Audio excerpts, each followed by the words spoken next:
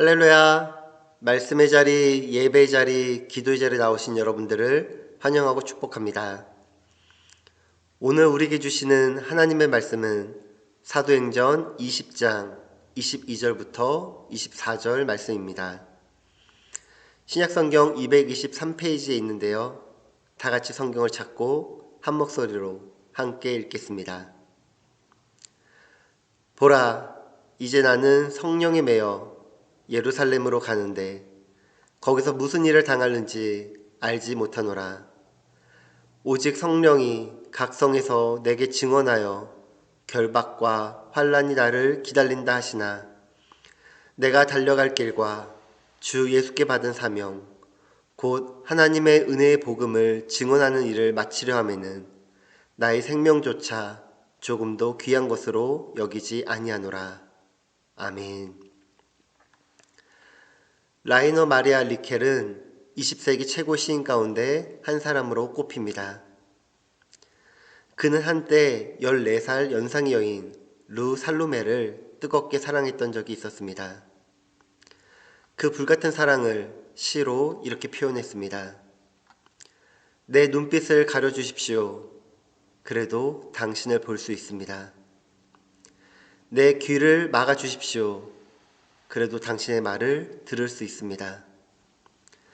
걷지 않고서도 당신에게 갈 수 있고 입 없이도 당신에게 약속할 수 있습니다. 내 팔을 당신 손으로 꺾어 주십시오. 그래도 내 가슴으로 당신을 잡을 수 있습니다. 내 심장을 도려내 주십시오. 그래도 내 뇌는 당신을 향해 뛰놉니다. 당신이 내 뇌 속에 불을 놓으신다면 내 피 속으로 당신을 실어 나을 것입니다. 리켈은 이 시의 제목을 사랑의 포로라고 붙였습니다. 눈에 보이는 것도 귀에 들리는 것도 온통 그대뿐입니다.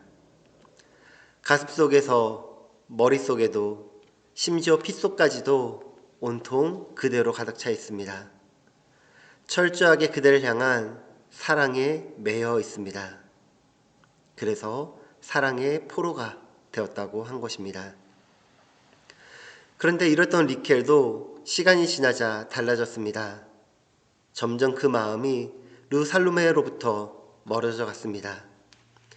다른 여인과 결혼하게 되었습니다. 불같던 그 사랑도 지나가 버렸습니다.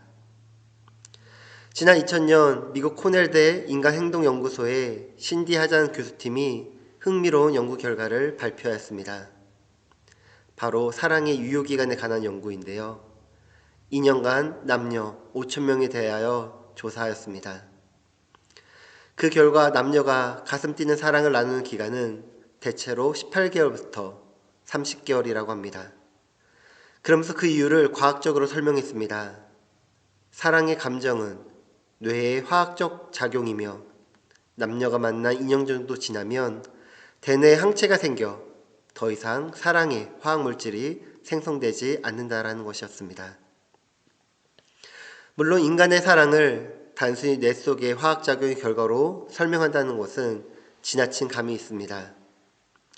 그런데 오늘 본문을 보면 예외적인 이야기가 나옵니다. 바로 바울의 주님에 대한 사랑입니다. 바울은 주님을 만난 뒤에 오직 주님만을 사랑했습니다. 그의 머리, 가슴, 온몸에는 온통 주님뿐이었습니다. 그래서 주의 사랑에 매여 주님 없이는 살 수 없었습니다. 그리고 주의 사랑에 매여 사는 것이 온통 주님만을 위한 것이었습니다. 바울은 주의 사랑에 매여 있는 자신의 모습을 이렇게 표현하였습니다. 갈라디아서 2장 20절 말씀입니다. 그런즉 이제는 내가 사는 것이 아니요 오직 내 안에 그리스도께서 사시는 것이라. 이제 내가 육체 가운데 사는 것은 나를 사랑하사 나를 위하여 자기 자신을 버리신 하나님의 아들을 믿는 믿음 안에서 사는 것이라. 아멘.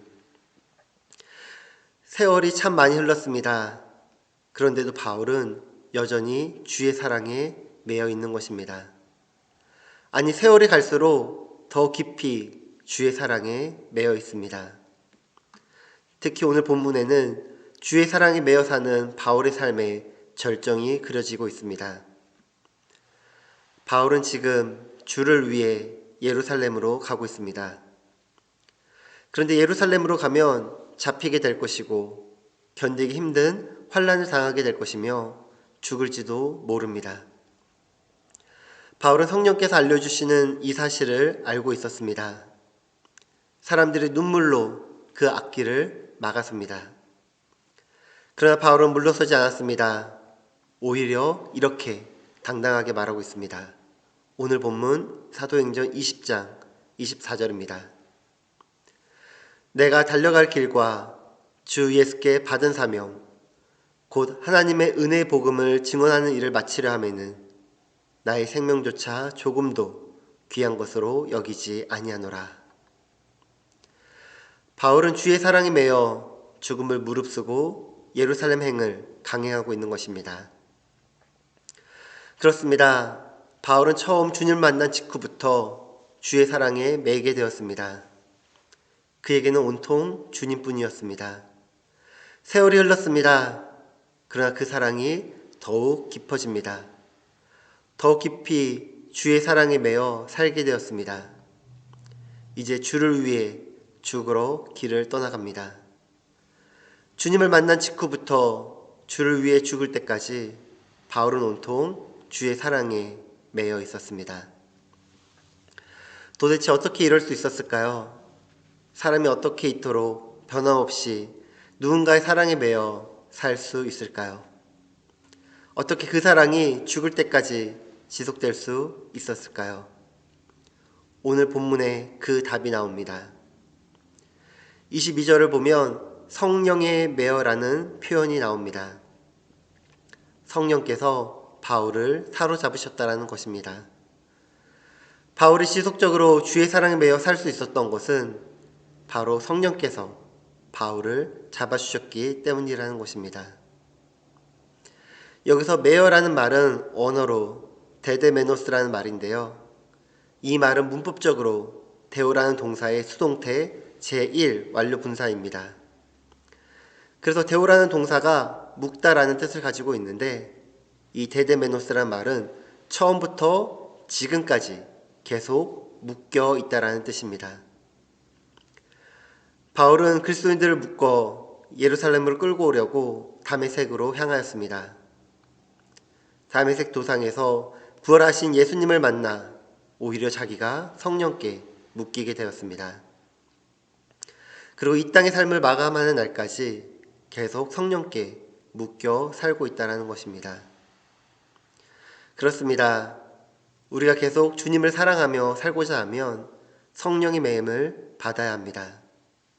내 뜻대로, 내 기분대로, 내 감정대로 주님을 사랑하면 오래 사랑할 수 없습니다. 조금만 상황이 변해도 달라집니다. 주님에 대한 사랑에 기복이 심하게 됩니다. 때로는 주의 사랑을 잃어버리기까지 할 수 있습니다.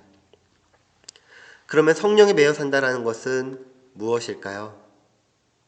첫 번째로 성령을 받아야 합니다. 사도 바울은 성령이 매인 삶을 살았습니다. 성령이 매인 삶을 살았다는 것은 성령을 받았다는 것입니다. 성령을 받았다는 것은 무슨 뜻일까요?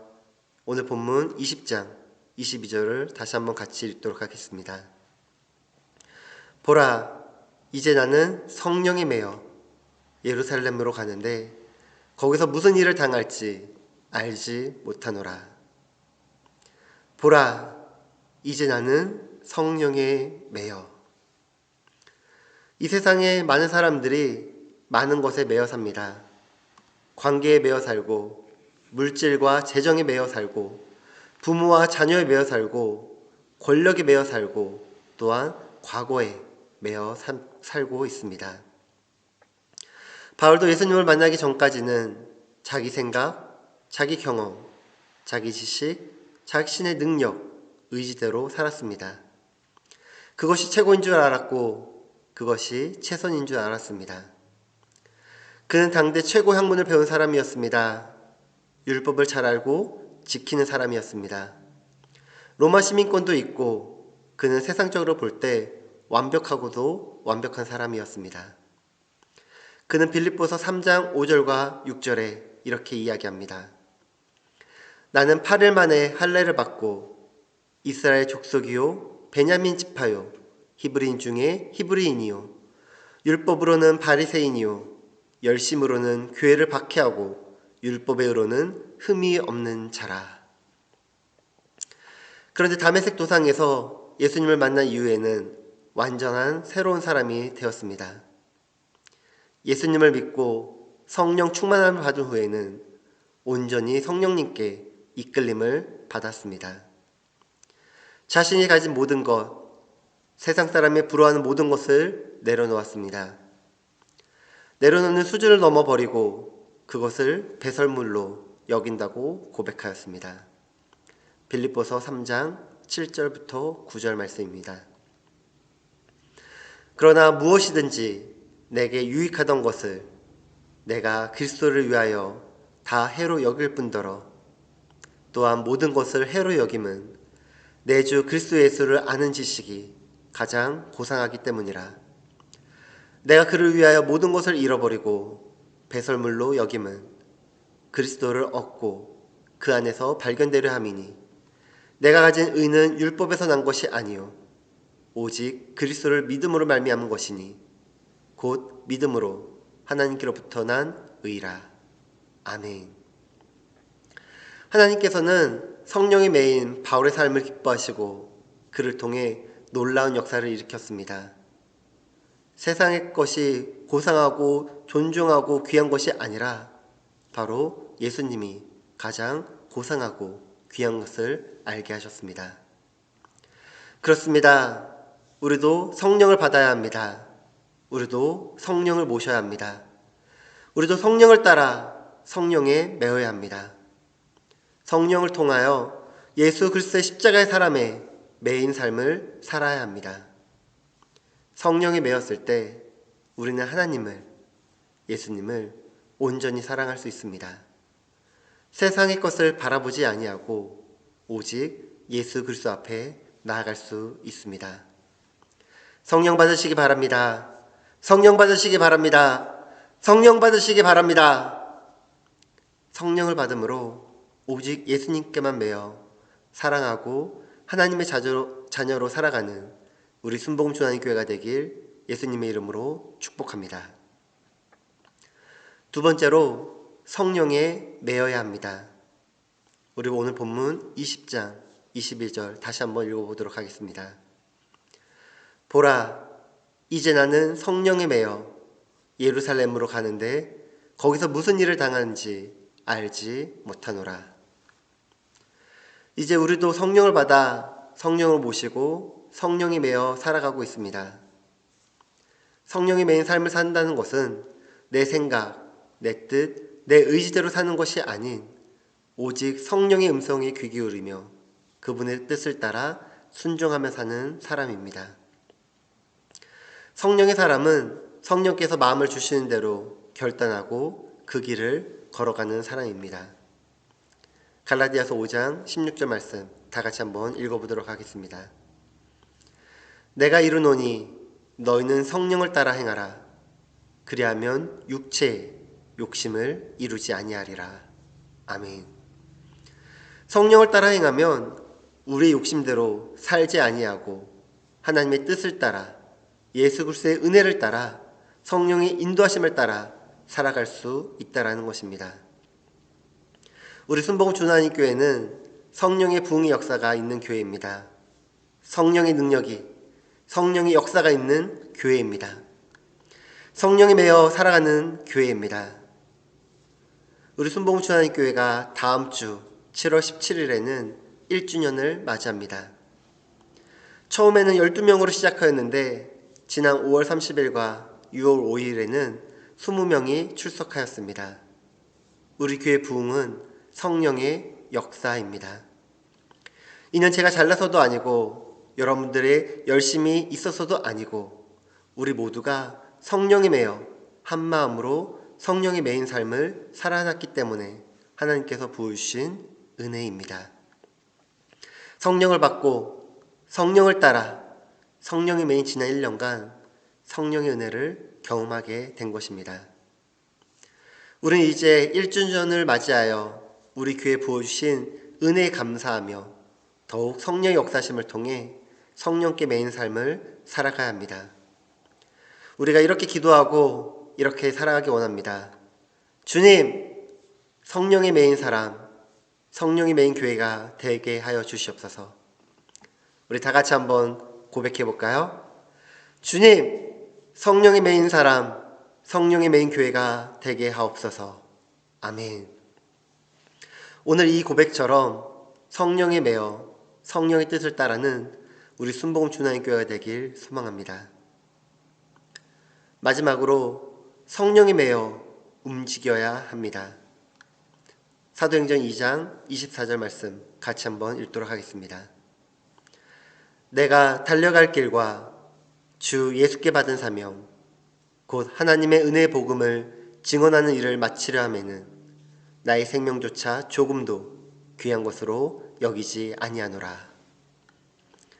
사도 바울은 순교의 기름을 알면서도 복음을 전하고자 로마로 향하였습니다. 자신이 고통을 당하고 자신이 죽을 수 있다는 것을 알면서도 그 길을 걸어가는 사람이 몇 명이나 되겠습니까? 그러나 그 길을 걸어갈 수 있도록 인도하여 주시고 힘주신 분이 바로 성령님이십니다. 성령에 매여 살아가는 사람을 성령께서 움직이시게 하시는 것입니다. 우리는 모두 성령 받은 사람들입니다.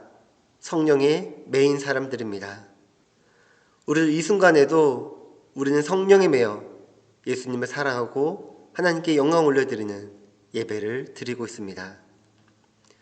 우리를 이 자리로 인도하신 분이 바로 성령님이십니다. 우리를 움직여 감동케 하고 예배 자리로 초청하신 분이 바로 성령님이십니다.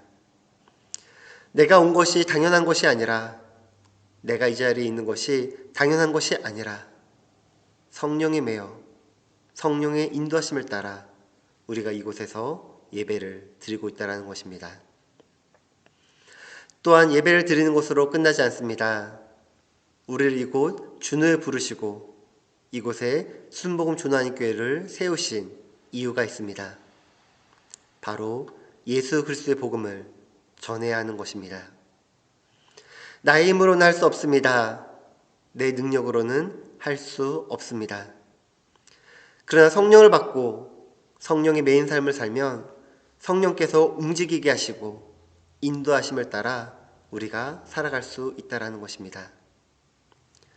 사도 바울의 모습은 오직 하나님의 영광을 위하는 삶을 살라고 우리에게 가르쳐주고 있습니다.